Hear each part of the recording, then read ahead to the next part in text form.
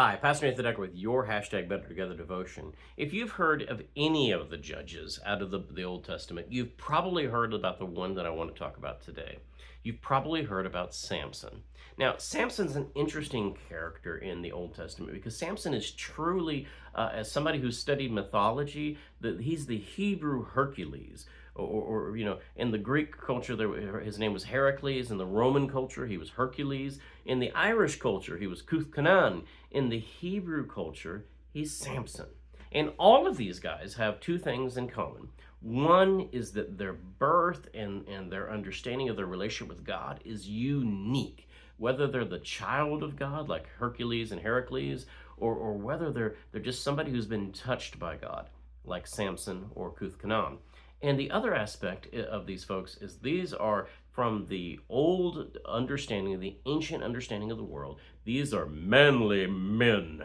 They are the strongest out of all of the people mentioned around them. Not only are they the strongest, but they're also the ones who go out and they have these relationships with women. They're what the people of the day. They're the John Waynes, John Wicks. They're the Rambos. They're those kind of characters within the stories. And Samson is just like that. Samson, his birth is foretold in a unique way. He's never going to have his hair cut. He's not going to drink wine.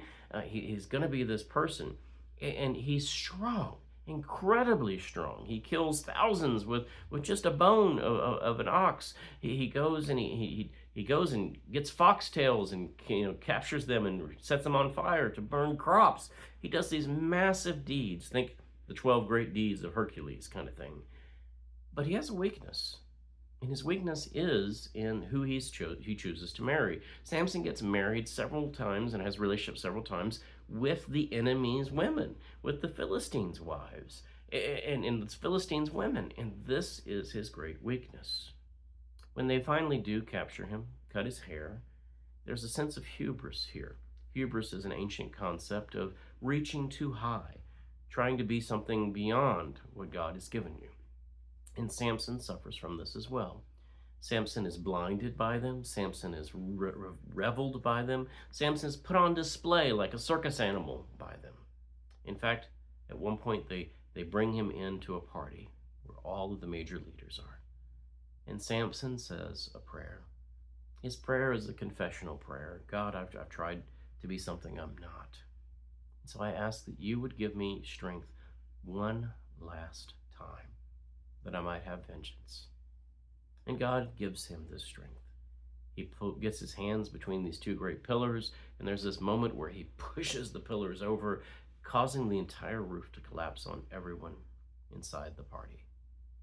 Now, one of the things that we can take away from this story as a people of faith is understanding that all cultures have some aspects of these kind of stories, of course, but also understanding that we are given gifts. It's kind of what I was talking about yesterday. God has given us the ability to be a certain way, to do and accomplish certain things. And if you want to have the greatest joy in life, once you find your strength, once you find that place that God has given you, use it not for your own gain, but use it for the common good. Use it for the greater good.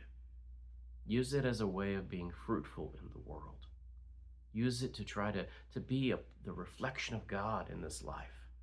For when you do, you'll be like Samson, stronger than ever before, and able to do mighty things in the name of God to help us all be better together. Amen.